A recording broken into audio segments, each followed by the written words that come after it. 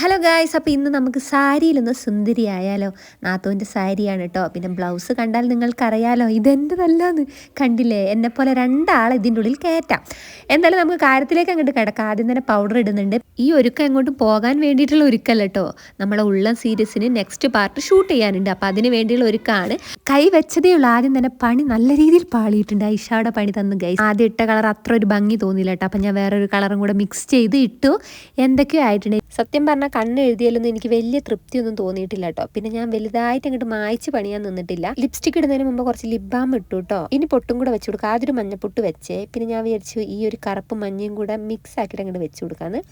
ആദ്യം ഇട്ട മാല ഇതിന് അത്ര മാച്ചിങ് ആയിട്ട് തോന്നിയില്ല. അവസാനം ഞാൻ ഈ ഒരു മാലയും കമ്മലാണ് ഇട്ടത്. ജ്വൽ ഗാലറി എന്ന് പറഞ്ഞ ഇൻസ്റ്റാഗ്രാം പേജിൽ നിന്നാണ് കേട്ടോ ഈ ജ്വല്ലറീസ് ഒക്കെ എനിക്ക് അയച്ചു തന്നത്.